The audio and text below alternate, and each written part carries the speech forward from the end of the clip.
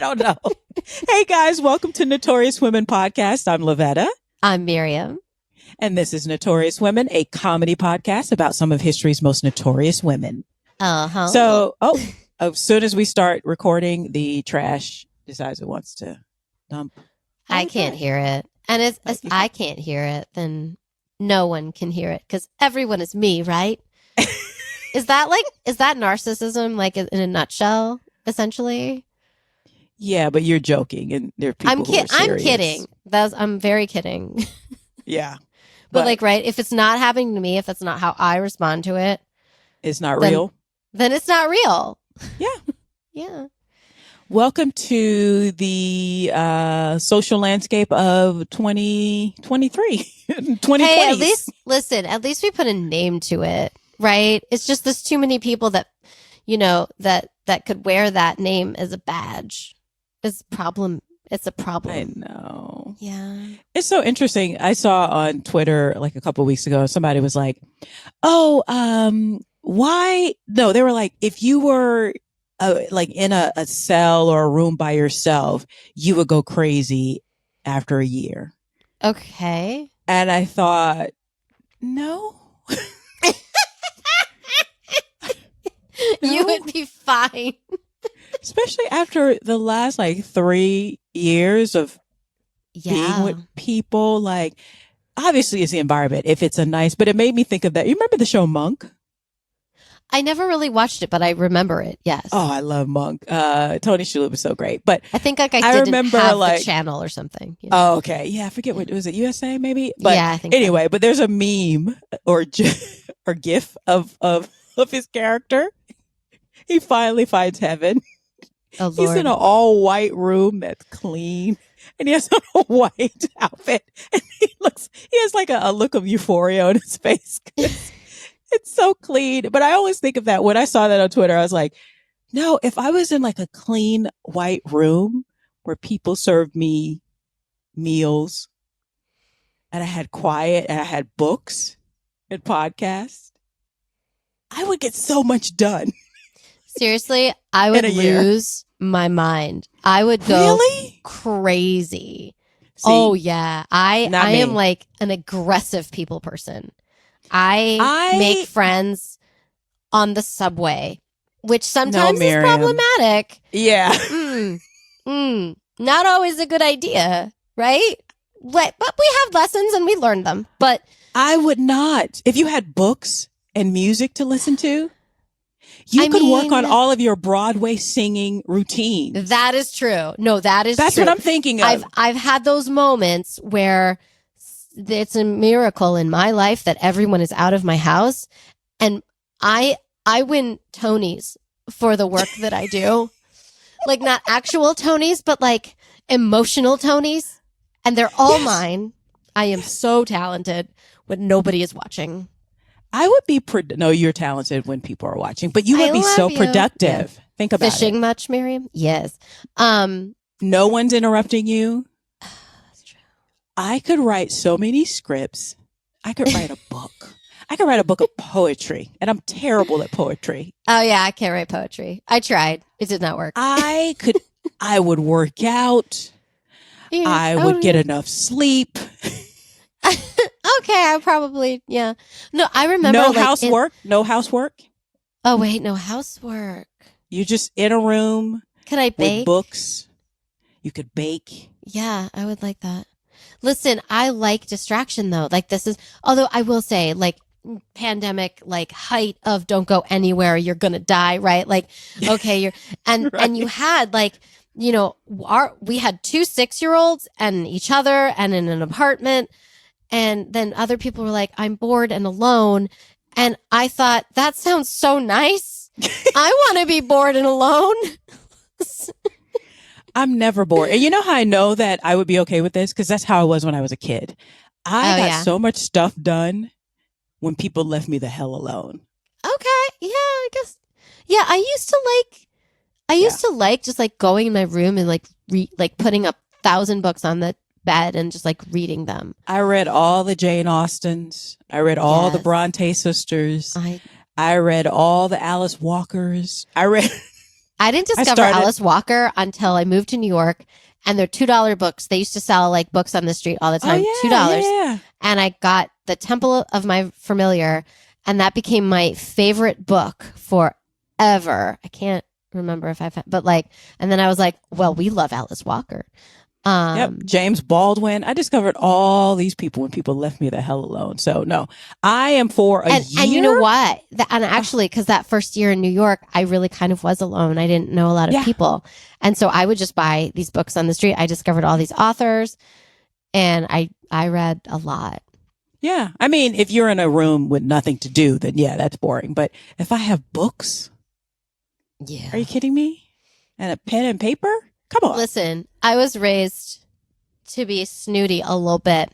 And so my mother, the one thing at the mall she would basically not say no to was from a bookstore if you wanted books. So we would buy books. Well, like I have like, and maybe in the house that I grew up, maybe there were like a little too many books. Like maybe like the library would have been like an like anyway, so now I live in a house that is smaller, and my husband's like, listen, where are we going to put them?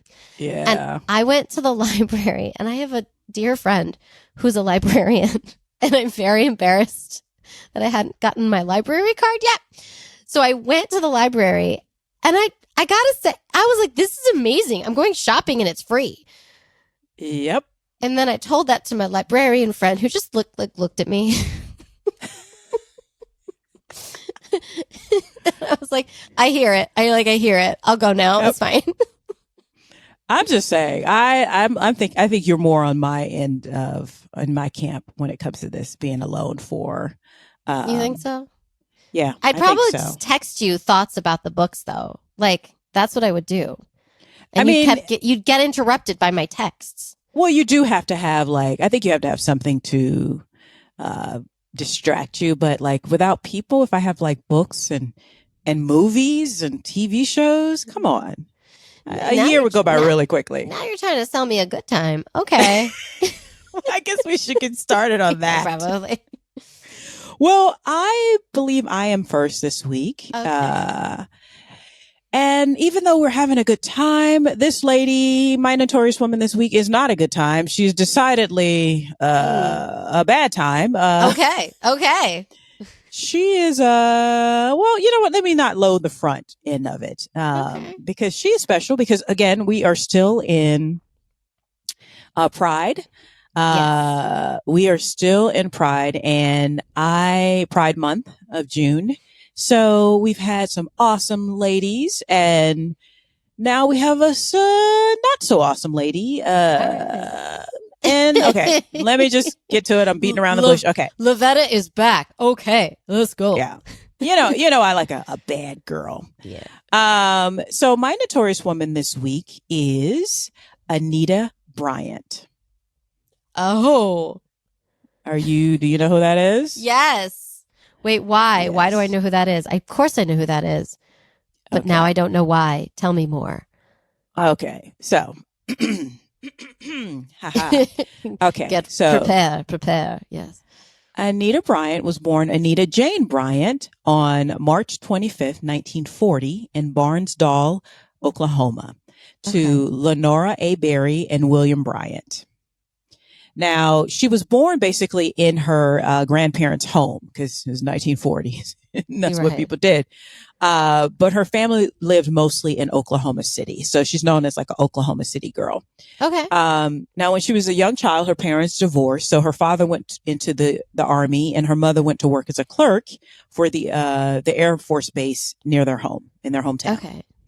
Now, throughout her childhood, she attended elementary school in Seminole and Midwest City before graduating from the Will Rogers High School in Tulsa, Oklahoma. Okay. She gave her first operetta performance at the age of 7 in the first grade and won a local talent show. So she became like a local kind of celebrity singing pop and Western songs on a show called The Scotty Harrell Show. Okay. She was basically kind of like a child actor, and she was so popular and it went so well. She eventually took over that show and it became a half-hour program on Friday night where when she was 12 years old, she was the main attraction. Wow. Yep. Wow. Okay. So, and around that time, her family moved to Tulsa full time, and she began regularly appearing on Tulsa's KOTV. So again, she was basically a child actor in the Midwest. You know, she was a good looking child. She turned out to be a good looking woman. So much so that her big break came in 1958 at the age of, 17, 18, when she became Miss Tulsa and then Miss Oklahoma. Okay. She was the first runner-up in the Miss America pageant around that time, and began appearing after that on numerous television shows, and was part of the annual USO tours with Bob Hope. Oh wow, okay. So you performing with Bob Hope in the 40s, you are doing very well. You've like hit jackpot, I would say. Like, you're good. You did it. You're good. Again, she had poise and beauty. She's a beauty queen, an actual beauty queen.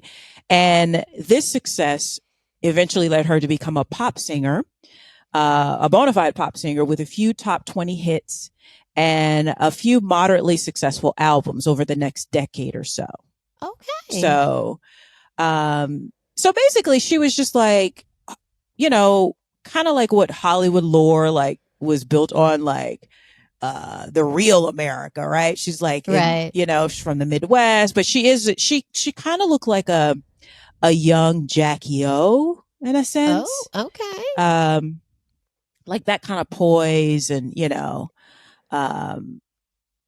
kind of girl that you want your little girls to become, like with the poise, and you send them to finishing school. So that sounds to me like that is the kind of girl that every single girl should want to be.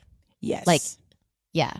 Especially like America, right? Yes. During this time, she was an attractive brunette woman. So now in 1960, she married a man by the name of Bob Green. He was a Miami disc jockey, and they eventually raised 4 children together. Okay. In 1969, she performed the national anthem at the Super Bowl and became a spokesperson for the Florida Citrus Commission, and regularly appeared in national television commercials singing "Come to Florida, Sunshine Tree," or sometimes her opening line would be "A day without orange juice is like a day without sunshine." So basically, she was a campaign. She was a campaign lady. Yeah. Okay. For Florida orange juice. You got to make a living, I guess. Okay. And she made bank. Yeah. She made bank. She was also widely recognized in ads for Coca-Cola, Kraft Foods, Holiday Inn, and Tupperware. Okay. In 1973, she sang the Battle Hymn of the Republic during the graveside services for Lyndon B. Johnson.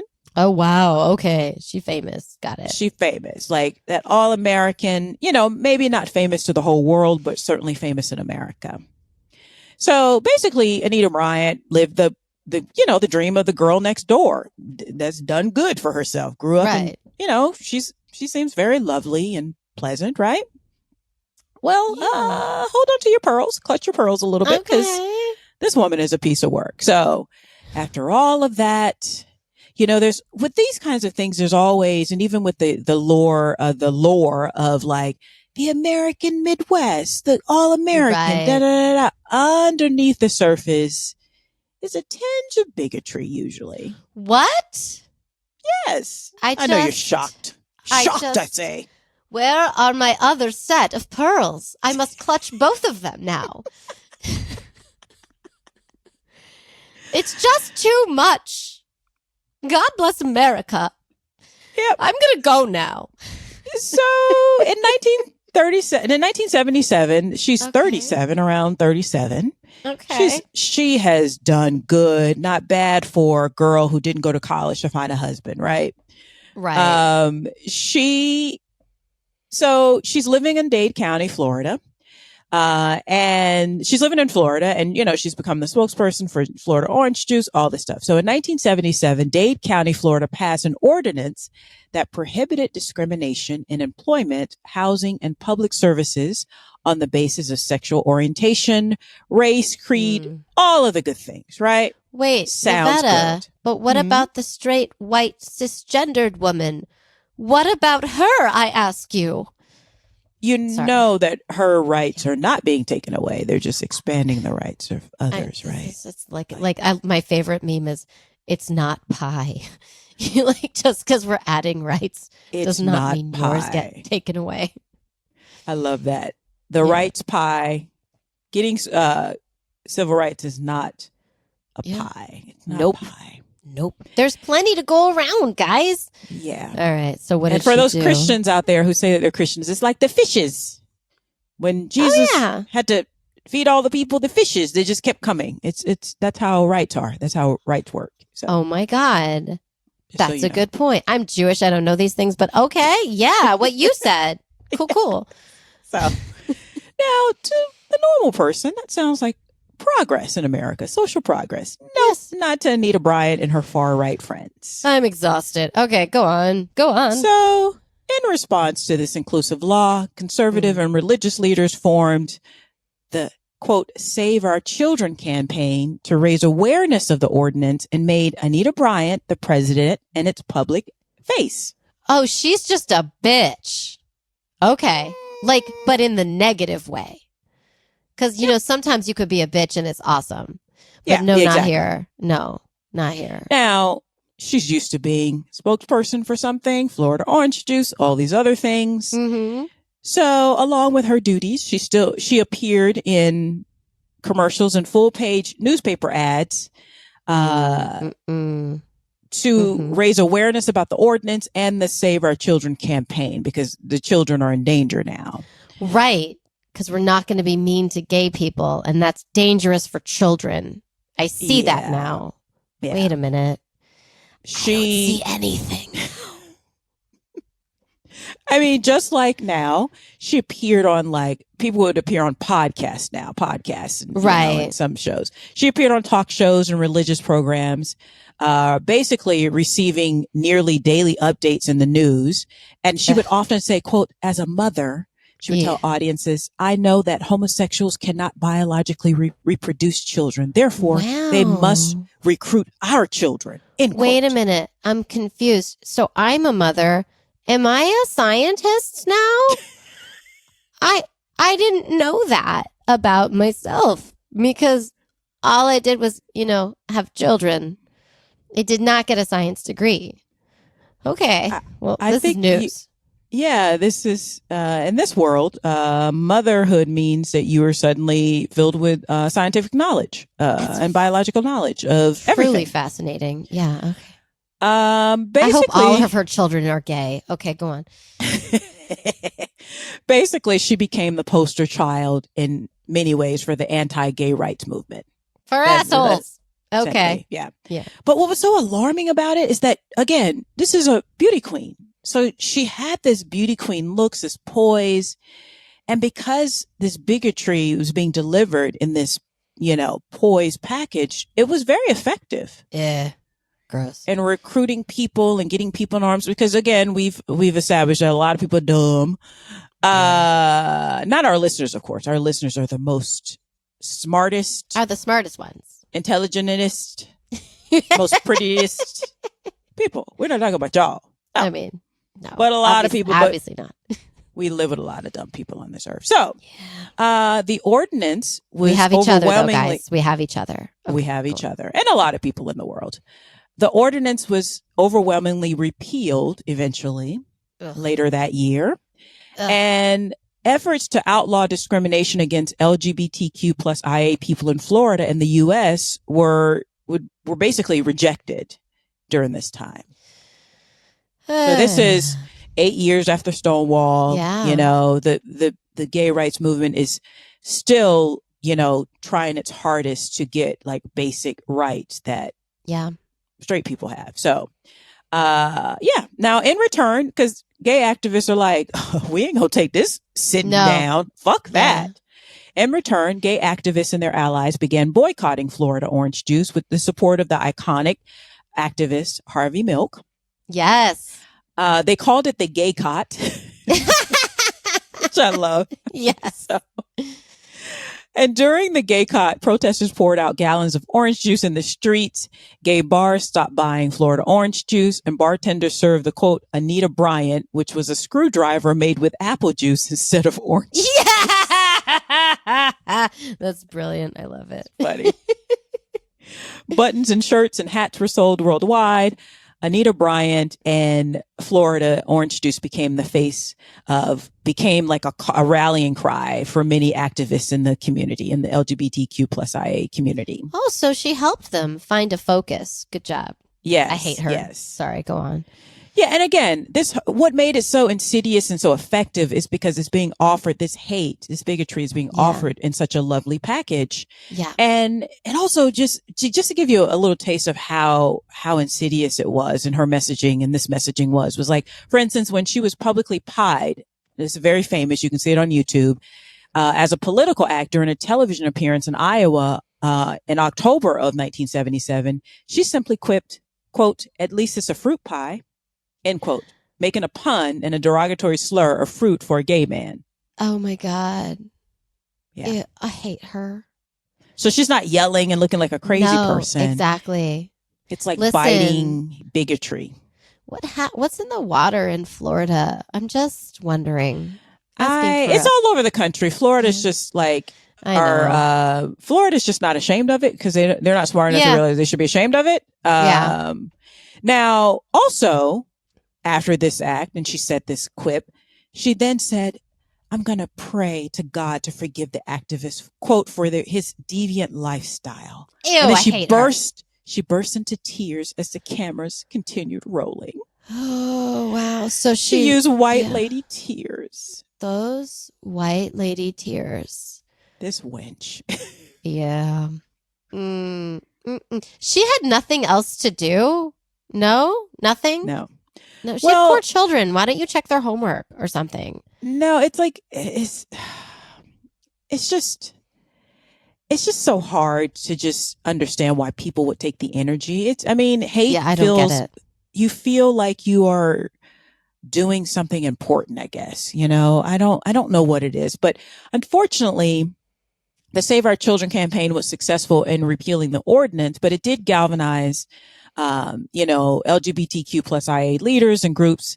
And again, like you said, it gave them focus, you know? Now throughout it's too bad they needed it because maybe society was just going to slowly change over. But and unfortunately, because it was successful in one area and then it spread out, it sort of like started the whole sort of conservative backlash against particularly rights against anybody new, but particularly with the gay rights and that sort of like religion meets family values messaging that we're so familiar with now. It basically started during this time. Again, it's still such a problem. And it's still very powerful because it's also effective, right? Yeah. Again, it also opened up the floodgates for other conservatives throughout the country to start galvanizing in a very similar way, which we're still seeing the effects of it now, like you said. In 1977, Florida legislators approved a measure prohibiting gay adoption. Ugh. The ban was eventually overturned 30 years later in 2008, but again, now we're seeing, that was 2008. 2008 is what, 15 years ago? Something like that. Yeah, 15. So now we're seeing the new legislation throughout the country, particularly in Florida, that is specifically targeting the queer community specifically, right? And then now we're getting into the violation of trans rights. So now they're using their bigotry, anti-trans bigotry in legislation to, again, push this kind of narrative that has been effective. And that is why we have to be vigilant and fight back. Yes. Now, it's just so bizarre to me. And I talk about this like all the time. I know I'm a broken record, but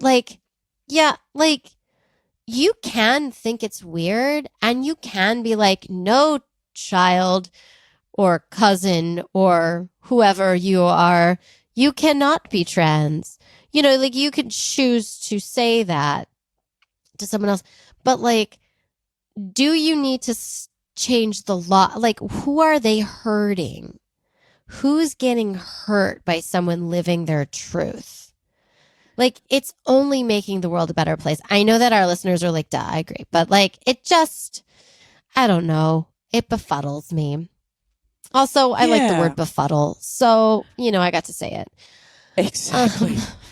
I mean, it's just, it's bigotry. Bigotry makes no sense because it usually has to do with other people's just existing, you know, and unfortunately, like I said, her crusade, this crap crusade about children under the guise of protecting children was effective in Florida. It's a lie. It's a lie. And it was effective in Florida. And it also, it spawned a wave of anti-gay legislation throughout the country in 1977 that was successful in places like Minnesota, Kansas, Oregon, and yes, even California. Yeah. So Anita Bryant would often go to like local, basically she was like a pre-Trump. She would go to local races and give her approval and endorsement to these bigoted candidates and boost their popularity. Ew, I hate her. Ew, I know. She's gross. Basically, I mean, when it came down to it, she basically, it's the playbook that we're seeing now, right? That's been playing out all these decades later, where so-called conservatives and Christians, they want to deliver a hateful message in a shit pie with a bow tie and a smile. Yeah. And because they're saying it in a nice way, or, you know, they have on nice suits and nice dresses and they look like they're proper, that they have the moral authority, even though they're delivering hate. So it's, you know, and it's very triggering, obviously, for the queer community and their allies and, you know, those who want to be on the side of justice and fair play. Yeah. And so, she was successful, but when she decided to fuck around, she eventually found out because the tide started to turn for her. Okay. Tell me about this. I'm ready. So basically there was fallout from her political activism and this hate, and because it's bad for business. If it becomes bad for business, then it's just bad, right? Because for their part, the Florida Citrus Commission, they supported her basically in Florida because they could in Florida. But even throughout the whole campaign, but even during that time, Art Darling, the company's publicity director, told the Associated Press around that time, quote, "The whole Anita thing is a mess. No matter what we decide, we're only going to lose. I wish she would just resign," end quote. Oh, wow. So eventually when she became more vulnerable, they eventually canceled her 10-year contract. Good. Bye. You know. Now, but what really sparked it was in 1980. So this is around 1977, this whole thing. And so, you know, she basically is going on the offensive and she's getting money from these speaking tours and being brought out and She's like living her devil's life. Got it. Exactly. Right. Yeah. So in 1980, she and her husband divorced. But that's a sin against God. So after the divorce, her base of support, you know, Christian fundamentalists, audiences, and venues, they began to shun her after her divorce. I'm fine with that. So she was no longer invited to the... Sounds good. So like this whole sort of like, again, you have decided that, oh, I'm a good Christian woman, I'm proper, but they don't look kindly on divorce. Like you're supposed to suck it up, stay there, no matter what's happening, and live a terrible life, but be married. Yeah. So they started not inviting her to speak. Her appearances got canceled, and she lost a major source of income from this. You know, also maybe she barked up the wrong tree. I'm just saying. Okay. I mean, again, she fucked around, and she eventually found out. Now she also, because of this, she had become the poster child for this. And again, when she became vulnerable, people who probably always wanted to say something suddenly started saying stuff. And so she became the object of ridicule. Once this sort of image of the model Christian spokeswoman turned the tide to self-righteous bigot, right? Yeah. I think she was a self-righteous bigot the whole time, but that's me. But she also had the support of like, there's a whole like, you know, support system. You're going to speak at these churches, these mega churches, these venues. People are buying, you know, tickets to go and see you and fill out a 10,000. I don't know if it was that much, but you know, 5,000 people coming to see you. It might have been. These things can be huge. I know. I've been to some of them. It's a long story, but it didn't work and I have not converted anyways. Yeah, but it's like they go on tour, basically, right? Yeah, no, yeah. And they fill stadiums. They fill stadiums. Yeah. Yep. And so once the divorce came through and like her base began to turn on her and shun her, then she became fodder for the late night host. You know, Johnny Carson, who was hosting the Tonight Show, and other talk show hosts and comedians, they all began to mock her openly and her actions to the greater public. Like I said, and then that became bad for business. So any of those endorsements that she may have had, whether it's with Florida orange juice or I don't know, Kraft or Tupperware or whomever, I'm not saying, these places specifically, but they basically just canceled her. She got canceled. Yeah. But she got canceled by her own. I'm good. Once she got a divorce, she got canceled by Christian fundamentalists. Let me be clear. I think every woman obviously should get the divorce that they need, right? That's fine. But if you're going to do this, if you're going to decide that these people are worthwhile and those people are not, and I'm going to be such a dick about it that I'm going to change laws that will hurt people, then yeah, okay, I'm fine. You know what? Like, I'm happy that you're suffering. You know what I mean? Like, yep. Maybe live by your own rules, girl. Okay? Well, I mean, again, she basically was kind of getting some of she fucked around and found out. So, now after the divorce, with 3 of her 4 children, they moved from Miami to Selma, Alabama, and then later to Atlanta, Georgia. Okay. And it could be around this time, maybe because, I don't know, it was a humbling experience being canceled by your own, or after the dust settled. She seemed to take a less adamant, still bigot, yeah. You know, but hard to de-bigotify someone. Yeah, it wasn't really a reverse course, but because she really believed this, I believe, but I'm sure she just became less vocal about it. So in an article in an interview in Ladies' Home Journal in 1980, she said, quote, "The church needs to wake up and find some way to cope with divorce and women's problems," end quote. She also expressed sympathy. While we're finding sympathy for other humans that live life maybe not to certain levels of expectation, we can find empathy for other people. No. I need empathy for my issues. Weren't we just talking about narcissism? Yeah. Huh. She also said of her anti-gay views, she said, quote, "I'm more inclined to say live and let live. Just don't flaunt it or try to legalize it," end quote. Bitch. Oh, fuck you. I hate her. Okay. I think I've said that a lot today. Now, about 10 years later, she remarried to her second husband, Charlie Hobson Dry. But she already had a marriage under the eyes of God. How do you marry again? That doesn't make any sense to me. Well, you know. Interesting. My life says that I have grace. They need to understand where I'm coming from. Okay. Yeah.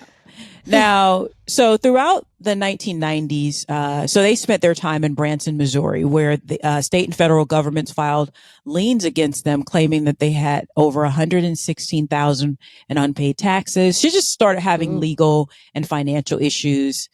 She filed for Chapter 11 bankruptcy in Arkansas in 1997. And then because she tried to launch, Anita Bryant show, different things, but it's just, the bills and the financing just never quite worked out. So that kind of dogged her throughout the 1990s. That feels good to me. Go on.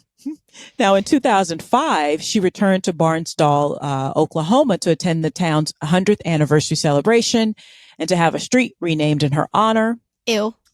as of 2008, she was living in Edmond, Oklahoma, and she was said to be doing charity work for various youth organizations while heading the Anita Bryant Ministries International. Okay, of course she started a church. Cool. Yeah, of course. Yeah. Now, so that's kind of like what we hear of her since 2008. But in 2021, Anita Bryant's granddaughter and daughter of Robert Green Jr., Sarah Green. So her granddaughter, Sarah Green, who's the daughter of Robert, Anita's son, came out publicly as a lesbian on a podcast. Yes, we are behind you on the parade, girl. Yes. Okay. Hey, Grandma. Merry Christmas. Sorry. I don't know what just happened to me. Go on. Now, on the podcast, Sarah, she talks about how she came out to her grandmother at 21. How did it go? I need to know everything. Well, basically, her grandmother was just like, "When are you going to find a nice young man like that kind of thing?" And then she just blurted it out because she came on the podcast to talk about how she was actually engaged at the time. And she was talking about how she wasn't sure if she was going to invite her grandmother or not. Now, her father, Robert Green Jr., was also on the podcast, and he remembered.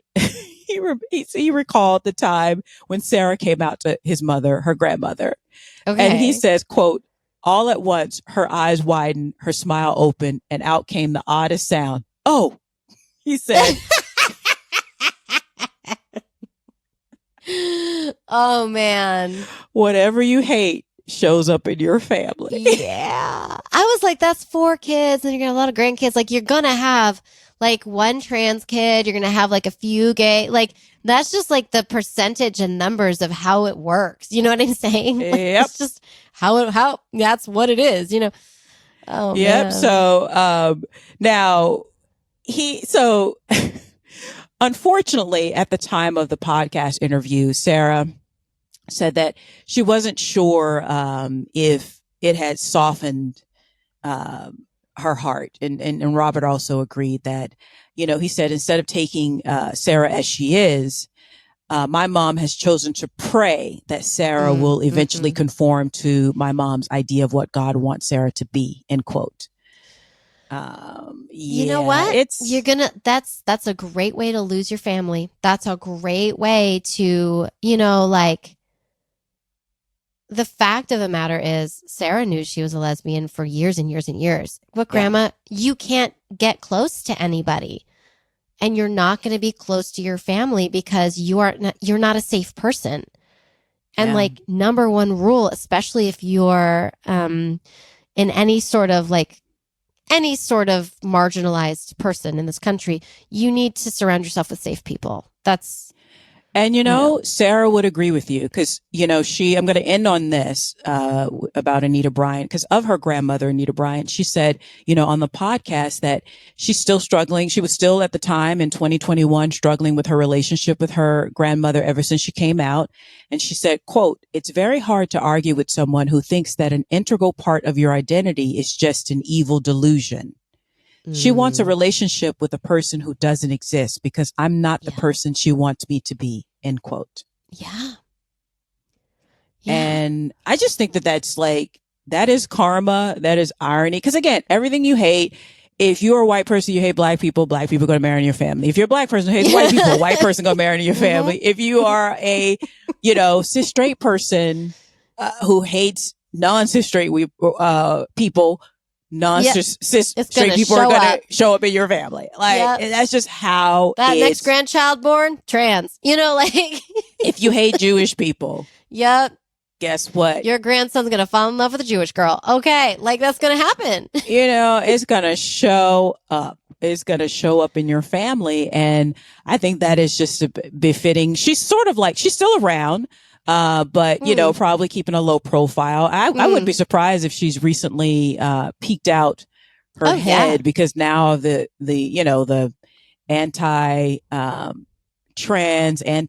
anti-trans specifically, they're specifically targeting and trans individuals in this country and throughout the world. But it's also, you start with one, then it goes out to, just gay or just, And then goes out to black and da-da. Yeah. Wrote a damn poem. You guys read the damn poem. Answers all of your questions and stops the hatred because at least you know you're going to be safe. Right? Nope. Like, even if people don't have empathy, they can at least try to protect themselves. I don't care. Whatever makes this place a better place, you know? Yeah, eventually they're going to make their way over to your kind. 100%. Always. Eventually. And if you stand around and bear witness and do nothing, then it's like you said, it's the poem. Who's going to be around to advocate for you? Yeah. It's like no one. So that is my notorious woman this week, Anita Bryant. You can go and look up all this stuff. Thank you so much for bringing her in. Her name was familiar. Mm-hmm. And I'm pretty sure I watched those commercials as a very small child. Because that sounded familiar too. Yep. Yeah. So turns out she's a dick. Okay. I'll say it. Well, who's your notorious woman this week for me? My notorious woman. Okay. So okay. Her name, let's just start and we can discuss. Her name is Annemarie Schwarzenbach. Oh. So, you know how our notorious women are very clear cut. You know, they're heroic, they're horrific. This woman, I would just airs on heroic for sure. But how she is notorious to me is really how she lived her life. Okay. Essentially on her own terms. But also, like, let's talk about it because there's I'm just going to start. Okay. So she's fast. She's a fascinating woman. And I feel like more people should know about her. And that's why she is here right now. So she was born in Zurich, Switzerland on May 23rd, 1908. When she was 4, her family moved to the Brocken estate in Horgen near Lake Zurich, where she grew up. Her father was a businessman in the silk industry. I'm a British accent when I discuss her. Her mother, Renee Schwarzenbach-Wille, daughter of the Swiss general. Because all Europeans have British accents, whether they're English or not. You know that, right? I know that, obviously. Okay. I've seen the movies. Lavetta. So I'm cultured. Okay. She was the daughter of a Swiss general Ulrich Wiel, probably, and descended from German aristocracy. Her mother was a prominent hostess, Olympic equestrian sportswoman, and amateur photographer. So these people are like rich, like rich. Fancy. Like her grandfather's last name was Ulrich. Okay, like rich. Richie rich. Richie rich. Like, how much money do you want? I have all of it. Oh, thank you. Okay, so apparently her mother was bisexual and her father tolerated it. This is what I read, but I assume that means she had lovers and daddy was okay with that. Okay. And so from an early age, she began to dress and act like a boy. And this behavior was essentially encouraged by her mother mostly, but also her father was fine with it. And she stayed dressing sort of androgynously her whole life. She later says that her mother brought her up as a boy. So, but, we all know that there's a sort of a reality that hits people and they do where they live in their comfort zone, right? So I don't know, right? I feel like she was comfortable in that. Well, let me ask this. So when they say androgynous, because sometimes you have to like translate the old writings, does it just mean she wore pants? See, the thing is, if you look at a picture of her, she people did mistake her for what she had a sort of a short male haircut, the kind that I had for many years when I was in my early 20s. Yeah, is it like it was just flapper easier haircut? Like you're like, no, that's still it's just short hair, but But if she's growing up in a time where women had hair down to their waist and wore she was born in dresses. 1908, but in the 20s, right? Yeah, that was, and I don't know, but she kept the style, right? Okay. So that, right, I'll go on. So she obviously went to a private school in Zurich, obviously. She studied mainly German, history, and music, and she didn't study anything else because they're rich, so she could afford not to. She liked dancing. She was a piano player, but she really wanted to become a writer. So she ended up studying in Zurich and Paris, earning her doctorate in history at the University of Zurich at the age of 23. Now, I don't know, were doctorates easier to come by? Or no, I don't think a doctor's ever been easy to come by. I don't think so. So I'm guessing she was like next level genius. This is where I'm like, unless at some point becoming a doctor was easy. No, but that doesn't. I mean, I think you could, if you were a barber, remember back in the day, Victorian time, you're a barber and you become like a doctor or a butcher or whatever. But no, like a doctorate. But no, from the University of Zurich. Yeah, I think that's always been difficult. Yeah, okay, that feels right. That feels better. Because I was like, what? Because I have friends who've gotten their PhDs and they're like 35 and crying a lot, you know? Yeah. It's a very difficult thing, I think, today. Exactly.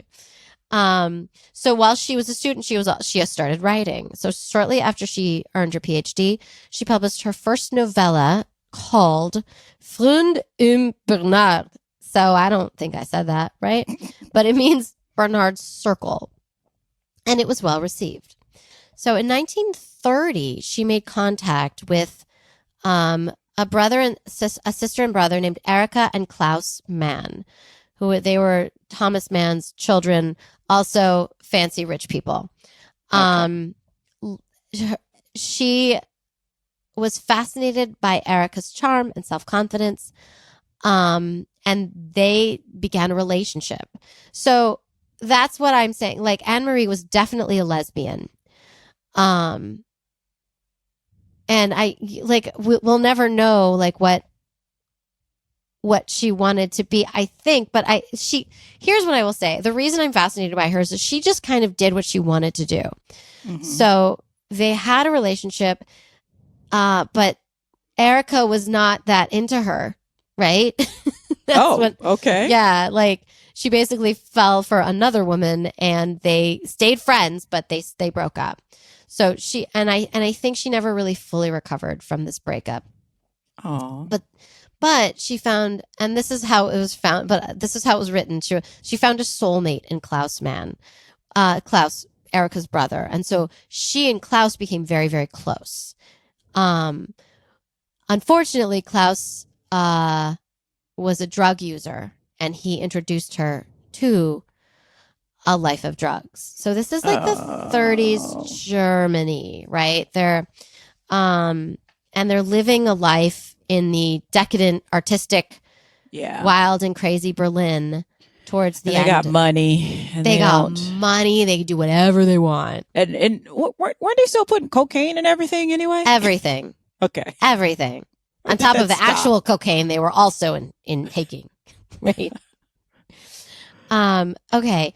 So I just think it's important. I'm throwing this in there that so Germany in the 30s, you guys, was really progressive. Like the 20s, especially, it was open. It was accepting. Yep. Like watch Cabaret. It was real. They had cabarets like that.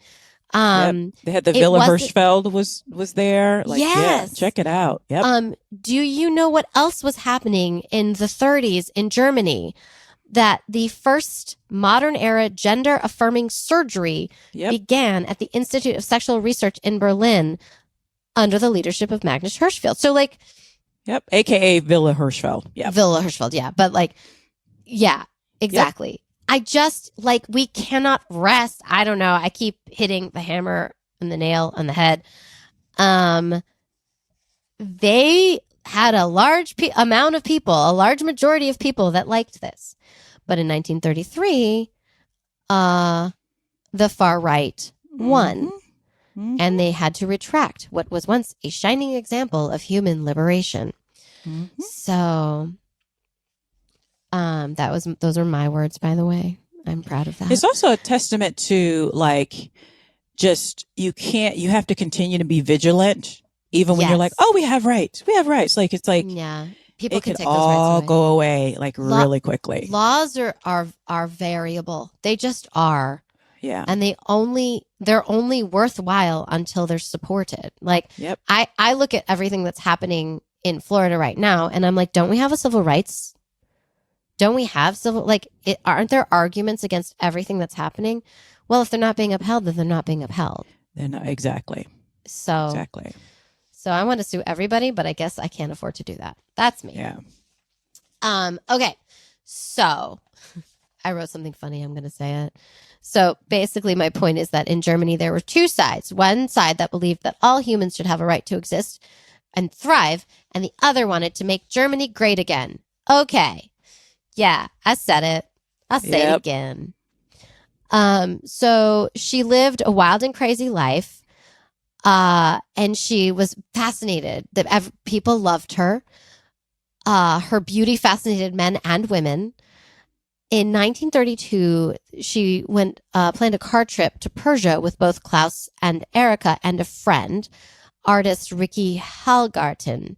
Now, ultimately, before they left, Ricky, who was suffering from depression, shot himself, which was the first time she dealt with death and was sort of awoken to this wild possibility, right? When the Nazis took over in 1933, tensions with her family happened because her family was like, no, let's go make nice with Nazi Germany and help them reconstruct our country. Make it great again. You cannot reason with hate. No, you can't. And she knew that. I'm not getting that she argued with her parents. She just was like, fuck no. And went off to go help them. So her circle was filled with Jewish people, with anti-fascism. She was always fighting for that. So she helped finance, because she had money, right? She helped finance an anti-fascist literary review, Die Sammlung, I don't know what that means, which helped writers in exile from Germany by publishing their articles and short stories. Unfortunately, this pressure that she felt led her to attempt suicide, did not succeed, caused a scandal among her family, because why not just become a Nazi? What's the problem? So she ended up traveling a lot with Klaus. She went to Italy, France, Scandinavia. She traveled with a photographer, Miriam Breslauer, to Spain to carry out a report in the Pyrenees. So she was writing a lot. Marianne was fascinated by her. A quote from Marianne: "She was neither a man nor a woman, but an angel, an archangel." And she had made a portrait of her. She went with Klaus to the Soviet Writers Union Congress in Moscow, which was his most prolific and successful period as a writer. And she then suggested that they marry, because he was bisexual and she was homosexual. So she was like, this will make things a little easier, but he did not want to do that. I don't know what he ended up. I think he actually ended up marrying a woman that could, I don't know the whole story of that. But she returned to Persia in 1935, and she got married to French diplomat Achille Claude Clara, and he was gay. So they'd known each other a few weeks. And I think, it was easier for everybody. And yeah. I'm sorry. It's like the protection of marriage for women. Yeah. 'Cause you get people off your back. Right. You get you get a higher status in society, which I still think kind of exists. It's terrible. Yeah. Like, oh, you're a married woman. Really? But men can kind of do what they want. Always. He's a bachelor. Okay. Yeah. But she knew what to do, because he was a French diplomat. So that made her obtain a French diplomatic passport. And then, right? So, girl, if you got to get married to a man, marry a French diplomat. Good job. I'm proud of her. Okay. That's good advice. Right? I'm here for advice. And so she could go anywhere. So they lived in Tehran, but then they ended up going to the countryside to escape the summer heat. And then she unfortunately got very lonely and ended up addicted to morphine. Now, oh no, sweetie. she had used it like anything Eugene O'Neill will tell you that morphine was like a go-to for anything, right? You have a headache, have some morphine. Oh, you're not feeling so good for a moment, morphine. Yep. But this time she got addicted. So then that's why we're just going to talk about her life, because she went to Switzerland for a holiday, and then on the way she went through Russia and the Balkans by car. So she had an interest in the career of Lorenz Saladin. I don't know. He was a Swiss mountain climber and photographer, and he had scaled some of the most difficult peaks in the world and had just died on the Russian-Chinese border. Oof. So, right? So she essentially recognized his greatness and was fascinated by his fearlessness, which is funny because I'm fascinated by her fearlessness. Yeah. So when she was in Moscow, she was able to grab some of his films and diaries and took them to Switzerland with the intention of writing a book. But then she got home and was like, wait, I don't want to be alone again. So this is me with money. Okay, I would do the same thing. So she rented a house in a beautiful part of Switzerland and this house became a refuge for herself and her friends. So this is what I would do. We were talking earlier, like if you want to be alone, like I would get a house. I would have like 2 days alone, and then all my friends would come. It would be great. And then off they would go. And it would be my huge house, my villa. See, I would do 4 days by myself. I know. I only could do 2. I could only do 2. But then again, a villa is different because you have space. Oh, that's so people around all the time is fine. They're just in their own space. So that's actually different. If I have a villa, then they can be there the whole time, but leave me the hell alone in the mornings. I'm such a diva, I swear. You really are. And I'm going to be like, Lavetta, I'm here. And you'll be like, stop it, Miriam. No, but like when I come out, we can have lunch together. And then I can go back into my chambers, darling. My chambers. I will be in a Swiss lake. I'll be back. It's fine. Yeah, villa's different. You can have people around all the time. It's different. Yeah. All right. So when I knock on your villa door, you'll be like, it's fine. Yeah. Here's your wing. It's fine. I'll see you tomorrow. Yeah. See, now you know what I'm talking about. Okay. I see it now. Yep. I see it now. Yeah. Okay. So this is where she wrote her most successful book entitled Lorenz Saladin. See? She wrote her most successful book in a fucking villa. My point. Okay. Point, Lavetta. All right. I hear you. Okay. Okay, fine. Yep. I'll think about it. All right. The name of the book was like Ein Leben für die Berg. And I'm pretty sure that was not terrible. But I cannot confirm. It was called A Life for the Mountains. Okay. And in 1937 and 38, going back a little, her photographs documented the rise of fascism in Europe. She visited Austria and Czechoslovakia. She took her first trip to the U.S. when she was accompanied by her American friend Barbara Hamilton Wright, who's a photographer, and they drove up the East Coast up through to Maine. They traveled to the deep South and to the coal basins of the industrial regions around Pittsburgh. Her photographs documented the lives of the poor and downtrodden in these regions. So in June 1939, in an effort to combat her drug addiction and escape what was obviously a dangerous situation in Europe, she went to Afghanistan with the ethnologist Ella Mayart. They were in Kabul when World War II broke out.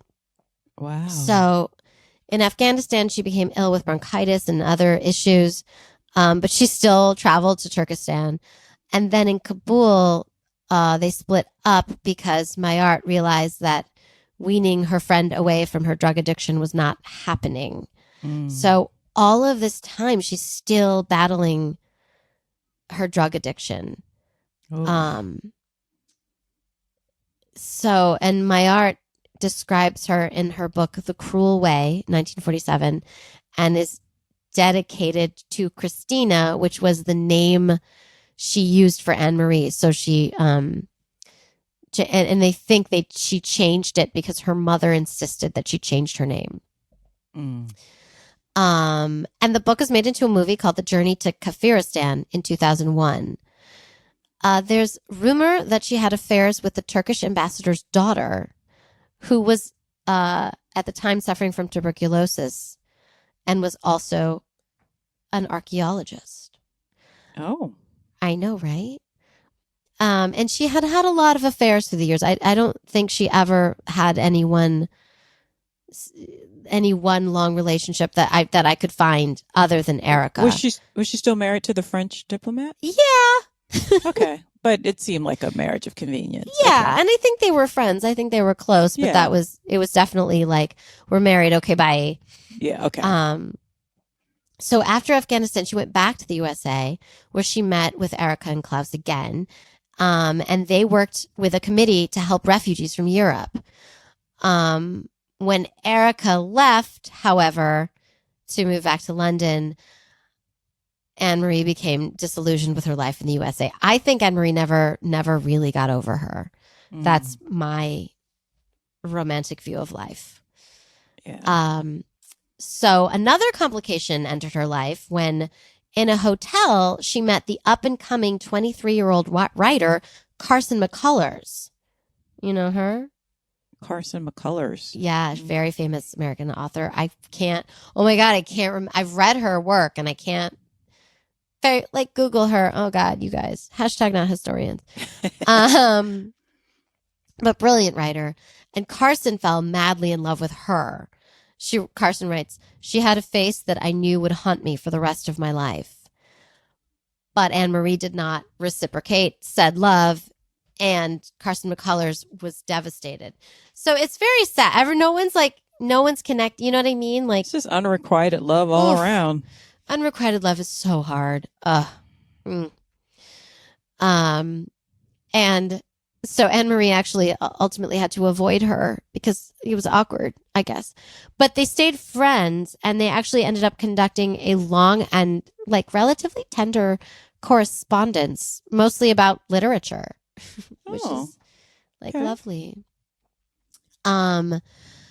She was also, meanwhile, involved in a difficult relationship with the wife of a wealthy man, Baronessa Margot von Opel.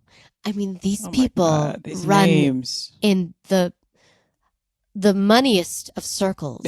I mean, that does sound rich.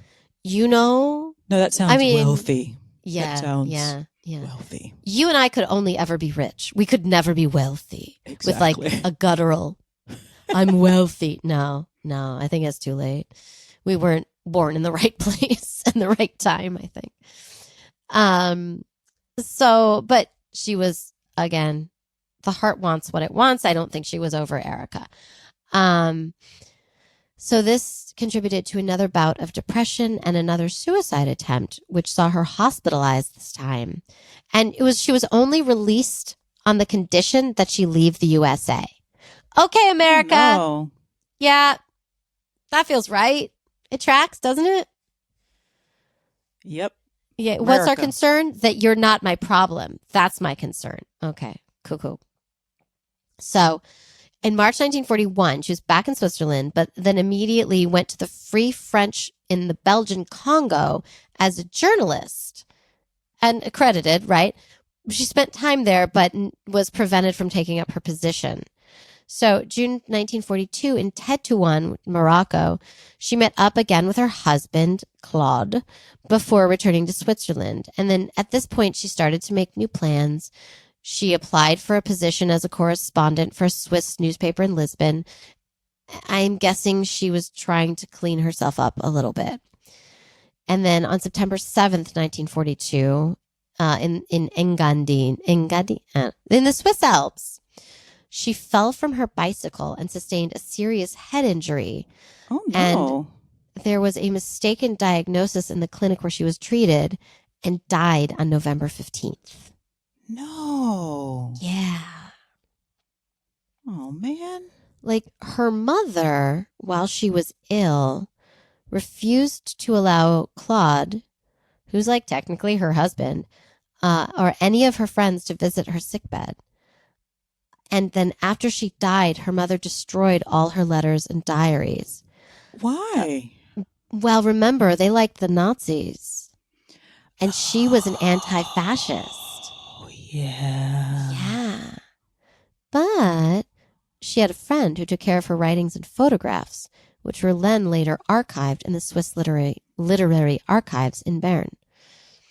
And it's so weird, just like, because her mother was outwardly like living her life as a bisexual woman. Yeah. But when it came down to, because, us ultimately, like, white supremacy, smells real nice. Yep. Smells like I can keep my privilege. Right? Good point. Right? Yep. Didn't we see Sound of Music? Right? It all goes. You want to walk over the mountains, or do you want to keep your villa? Right? Exactly. Yep. They chose correctly. I'm just going to throw that out there. So she was addicted to morphine for much of the final decade of her life. She was intermittently under psychiatric treatment. She suffered from depression. She blamed her relationship with her mother. I probably, who knows now? She probably needed actual mental health care. Yeah. And I would imagine, like, as well off as they are of that class, it's kind of like, oh, we don't have those problems. That's problems of poor people. Right. Which makes it so much worse. Yeah. Because they actually have the resources and the finances to get actual help. Get actual help. And she tried, but also the science wasn't, I have to say, it really wasn't there. That's true. If you ended up getting addicted to drugs, if you had emotional, they'd lock you away, but she was probably rich enough where they wouldn't lock her away. She had enough friends in high places. Right. So despite all of that, she ended up, she had her books that she published, but between 1933 and 1942, she produced 365 articles and 50 photo reports for Swiss, German, and some American newspapers and magazines. So she was pretty prolific, in a unfortunately too short of a life, much too short. Yeah, too short. That's so sad. I know. But I was like, we have to talk about her. Yeah. It's also like, it's interesting. Like, I always joke that money solves a lot of problems. It doesn't solve all your problems, but I mean, you can, it can't solve drug addiction, or fascism, around you. But it's a shame when people aren't able to use those resources to get the actual help that they need.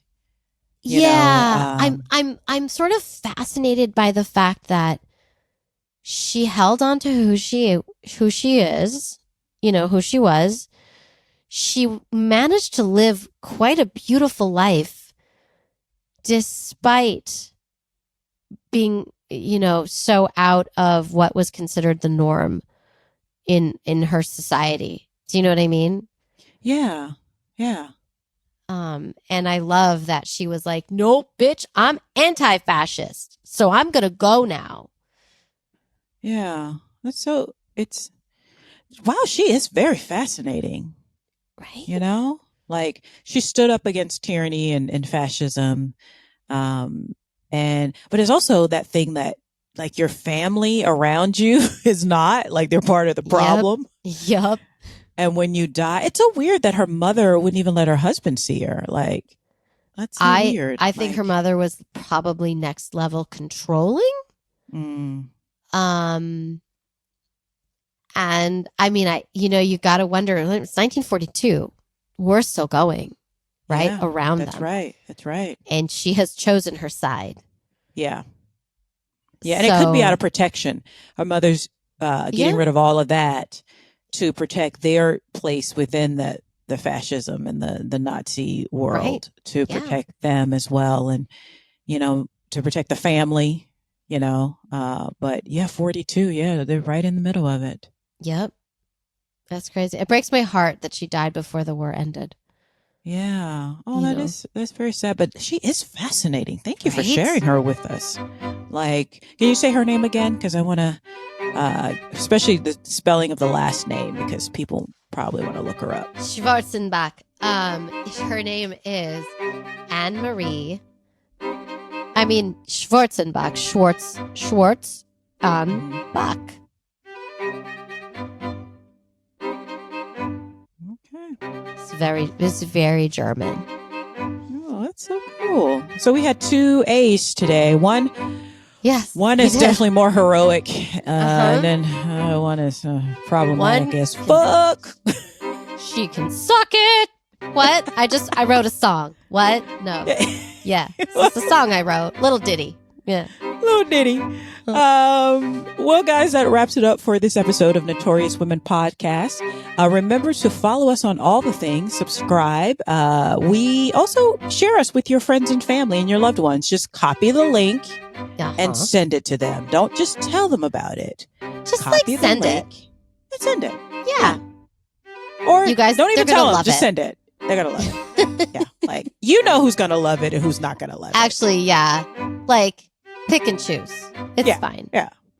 So share that with them. And also, we want to thank our listeners. We really, really appreciate all the downloads, all the love. Yeah. Also, remember, you can give us a 5-star review in the Apple Store. That helps people find us. Please do that. 5 stars. You can also write a review. But if you're like, I ain't got no time for no writing, no reviews. We'll take the 5 stars. Just hit 5 stars. Yeah. That's it takes half a minute, half a second. Half a second, yeah. Half a second.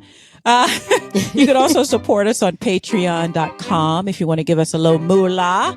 That is patreon.com/notorious women. That's patreon.com/notorious women. And Miriam's going to tell you other ways you can help out and find us. Yes. So we have an Instagram that's so much fun. Come follow us. I love it. I think it's a good time. So our Instagram is super, super simple. It's Notorious Women Podcast. You can DM us on that, but you can also email us if you have a longer thing to share, which is notoriouswmpod@gmail.com. And that is that. Yeah. Send us your thoughts, your ideas. And you can argue the bad people. Sometimes the bad people find our Instagram and they say things that are bad. So, I argue back too, right, Lavetta? We kind of... Yeah. Trolls, man, I tell you. Trolls. Yeah. Trolls are bored. They need hobbies. No, they would die in the room alone because they have no one to troll. Oh, yeah. Oh, no, they could not. They would explode. And I'm good with that, honestly. That's fine for me. On that note, we will see you guys next week. Bye-bye. Bye.